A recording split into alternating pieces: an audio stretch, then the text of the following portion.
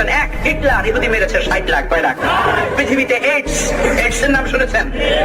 Mizanur Rahman আজাহারীকে Australia থেকে বহিষ্কার করা নিয়ে আমি ভিডিওটা করতে চাইলেও ঠিক কি এমন বলেছিলেন উনি যার জন্য অস্ট্রেলিয়াকে এত বড় একটা সিদ্ধান্ত নিতে হলো, তার অরিজিনাল ভিডিও ফুটেজগুলো কালেক্ট করতে আমার একটু দেরি হয়ে গিয়েছে। তবে যাকে এতদিন আপনারা শান্তির দূত ভাবতেন তার এই কথাগুলো শোনার পর রীতিমতো আপনার মাথা ঘুরে যাবে। তো চলুন কথা না বাড়িয়ে চলে যায় মূল ভিডিওতে।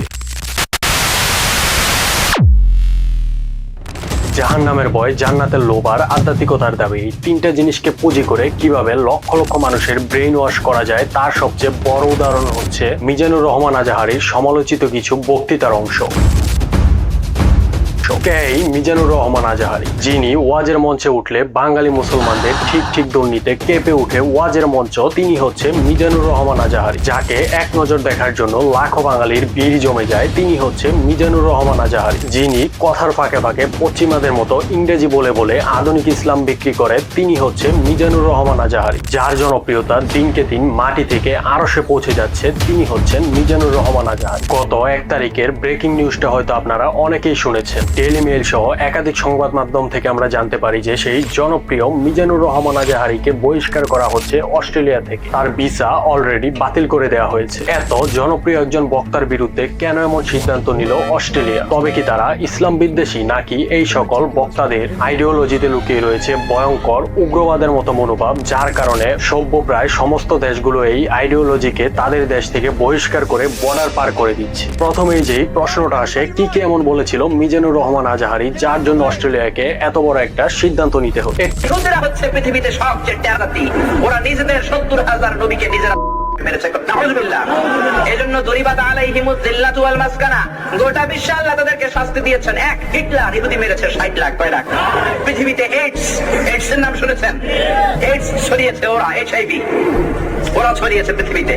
প্রথম বিমান ছিনতাই পৃথিবীতে ছিল না, ইহুদির বাচ্চারা করেছে। বম্বিং হামলা পৃথিবীতে ছিল না, ইহুদিরা করেছে।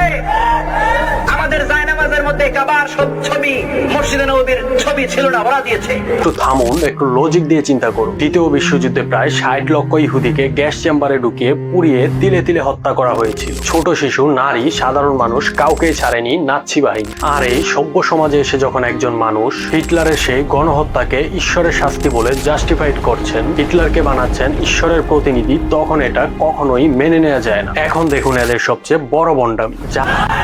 এরা বলছে এরা একটা বিস্ফোরা, এরা আমাদের প্যালেস্টাইনের গরিব ভাইদেরকে তুলে দিয়ে নিজেরা জায়গা কেড়ে বসেছে।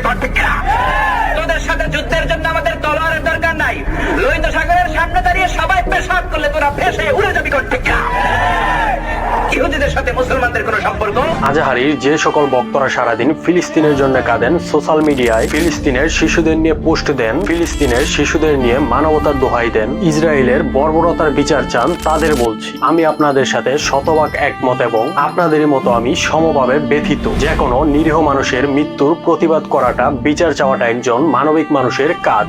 গাজায় প্রতিটা শিশুর মৃত্যুই এক একটা যুদ্ধ অপরাধ। কিন্তু এবার একটু আয়নার সামনে দাঁড়ান। আপনাদের এই তথাকথিত স্কলার যখন স্টেজে দাঁড়িয়ে বলেন হিটলার ওই 60 লক্ষ ইহুদিকে মেরে ভালো করেছে, এটা ছিল ডিভাইন পানিশমেন্ট, তখন আপনাদের ওই মানবতা কোথায় যায়? কোথায় লুকায় আপনাদের এই মানবিকতার বুলি? গাজায় ধ্বংসস্তূপে চাপা পড়া মুসলিম একটা শিশুর জীবনের যে দাম, 1940 সালে জার্মানির গ্যাস চেম্বারে পুড়ে মরা একটা ইহুদি শিশুর দাম কি তার চেয়ে 1 পয়সাও কম? গাজায় শিশু মারা গেলে সেটা যদি জুলুম হয়, তবে জার্মানিতে 60 লক্ষ নিরীহ মানুষ মারা গেলে সেটা ডিভাইন পানিশমেন্ট হয় কিভাবে? তারা আমরা সবাই মানুষ, তাহলে এই দ্বিচারিতা কেন ভাই? আমরা বলি ওয়াবিল ইসলামি দীনা, ইসলামকে ধর্ম হিসেবে পেয়ে আমরা খুশি না বেজার? After the Twin Tower attack, the number of Muslims in America already have been doubled. Now it's tripled. Twin Tower attack এর আগে আমেরিকায় যত মুসলমান ছিল, এটা গত কয়েক বছর ধরে ছিল ডবল, এখন এটা ট্রিপল হয়ে গেছে।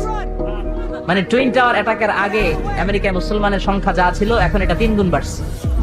9/11-এর সেই ভয়ঙ্কর সন্ত্রাসী হামলা, যেখানে মারা গিয়েছিল হাজার হাজার নিষ্পাপ প্রাণ, মিজানুর রহমান আজাহারী সেই নিষ্পাপ হত্যাযজ্ঞকেও উপস্থাপন করছেন ইসলামের এক বিজয় হিসেবে। তিনি অত্যন্ত গর্বের সাথে দাবি করছেন টুইন টাওয়ারের ওই হামলার পরে নাকি আমেরিকায় মুসলমানদের সংখ্যা হু হু করে বেড়ে গেছে। তিনি বিষয়টাকে এমন ভাবে জাস্টিফাইড করেন যে ওই ধ্বংসলীলা ছিল ইসলাম প্রচারের একটা ডিভাইন মার্কেটিং টুল। তবে আন্তর্জাতিক পরিসংখ্যান এবং ডেমোগ্রাফিক অ্যানালাইসিস বলছে পশ্চিমা দেশগুলোতে মুসলমানদের সংখ্যা বাড়ার মূল কারণ কারণ হচ্ছে ইমিগ্রেশন এবং উচ্চ জন্মহার, ধর্মান্তর নয়। কিন্তু আজাহারি সাহেব এই সাধারণ তথ্যকে মিরাক্কেল হিসেবে উপস্থাপন করছেন তার দর্শকদের সামনে। হাজার হাজার মানুষের মৃত্যুকে যেখানে শোক হিসেবে দেখা উচিত, সেখানে তিনি খুঁজছেন ধর্মীয় আধিপত্যের আনন্দ। এই যে মৃতদেহের উপরে দাঁড়িয়ে ধর্মের জয়গান গাওয়ার মানসিকতা, এটা কি কোনো শান্তির প্রচারকের কাজ হতে পারে? না, এটা সেই উগ্রবাদী আইডিওলজির প্রতিফলন যা আজহারি সাহেবকে বারবার সভ্য দেশগুলো থেকে বিতাড়িত করছে। যে আইডিওলজি আপনাকে শেখায় যে আপনার নিজের ধর্মের মানুষ মারা গেলে সেটা ট্র্যাজেডি,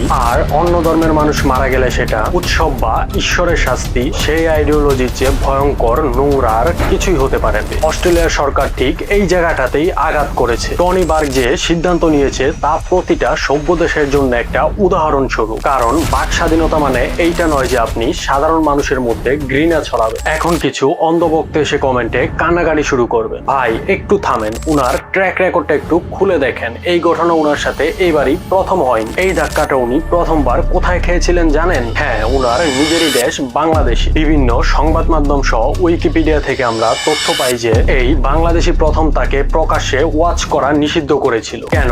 কারণ তিনি ওয়াজের মঞ্চে দাঁড়িয়ে এইসব চরমপন্থী উগ্রবাদী কথাবার্তা বল, যা বাংলাদেশের জন্য একটা বড় হুমকি হয়ে দাঁড়িয়েছিল। এবার আসুন 2021 সালে যুক্তরাজ্যের কথা। উইকিপিডিয়া সহ একাধিক সংবাদ মাধ্যম থেকে আমরা এই তথ্য সহজেই পাই যে যুক্তরাজ্যে ওনার বড় একটা ট্যুরের কথা ছিল। কিন্তু ব্রিটিশ সরকার যখন তার ব্যাকগ্রাউন্ড চেক করলো, তারা দেখলো এই লোকের কথায় চরমপন্থী বিষাক্ত উপাদান লুকিয়ে আছে। ব্রিটিশ সরকার সাথে সাথে তার ভিসা ক্যান্সেল করে দিল এবং তাকে যুক্তরাজ্যে ঢুকতেই দেওয়া হয়। আর এবার 2026 অস্ট্রেলিয়া, ঠিক ওনার সাথে একই ঘটনা ঘটল। এশিয়া থেকে ইউরোপ, ইউরোপ থেকে অস্ট্রেলিয়া, যেখানেই যাচ্ছে সেখান থেকেই তাকে বহিষ্কার করে দেওয়া হচ্ছে। লজিক বলে একজন মানুষকে যদি ঘর থেকে বের করে দেওয়া হয় তাহলে দোষটা হয়তো বাড়িওয়ালা, কিন্তু একজন মানুষকে যখন 10টা ঘর থেকেই চরম ভাবে অপমান করে বের করে দেওয়া হয় তখন দোষটা ওই মানুষটার নিজে। ভিডিওটা আর লম্বা করতে চাচ্ছি না, তবে আমি জানি ধর্মান্ধ কিছু মানুষের গায়ে এতক্ষণে আমার এই ভিডিওটা দেখে আগুন লেগে গেছে। হয়তোবা কমেন্ট বক্সে গালির বন্যাও বয়ে যাবে, তবে তাতে করে সত্য বদলাবে না। সত্য হচ্ছে পৃথিবী সামনের দিকে এগিয়ে যাচ্ছে। যেখানে যুক্তি, বিজ্ঞান, মানবাধিকার এবং সাম্যের জয়গান চলছে, সেখানে হিটলারের মতো মানুষকে যারা প্রমোট করবে, ঘৃণা ছড়াবে, তাদের জায়গা হবে ডাস্টবিনে। মিজানুর রহমান আজাহারির এই ঘটনা হচ্ছে আমাদের সবার জন্য একটা বড় শিক্ষা। আপনি যত ভালোই ইংরেজি বলেন না কেন, যত ভালো পারফিউমই মাখেন না কেন, আপনার ভিতর থেকে যদি গন্ধ দূর না হয় তাহলে এই সমাজ আপনাকে প্রত্যাখ্যান করবে। যারা এখন এই লোকগুলোকে অন্ধের মতো ফলো করে যাচ্ছেন, সময় থাকতে নিজেদের মগজকে প্রশ্ন করুন লজিক দিয়ে। ধর্ম বা বিশ্বাসের দোহাই দিয়ে কাউকে ঘৃণা করা কখনোই মানবিক মানুষের কাজ হতে পারে না। আপনি যদি সত্যি মানুষ হয়ে থাকেন তাহলে মানুষের পাশে দাঁড়ান, হিটলারের পাশে নয়। যারা এই ভিডিওটা দেখছেন তাদের আশেপাশের যে লোকজনরা এই ঘটনাকে কেন্দ্র করে পশ্চিমা বিশ্বকে ইসলাম বিদ্বেষী ভাবছে, তাদের কাছে এই ভিডিওটা ফেসবুক অথবা অন্য কোনো সোশ্যাল মিডিয়ার মাধ্যমে যতদূর সম্ভব প্রচার করুন, যেন তারাও সত্য ঘটনাটা জানতে পারে, যেন এই সকল ভণ্ডদের আসল রূপ সবার সামনে উন্মোচিত হয়। সত্য এবং যুক্তির পথে আমাদের এই লড়াই চলছে, চলবে। চোখ রাখুন পরবর্তী ভিডিওতে। ততক্ষণ সবার উপর শান্তি বর্ষিত হোক।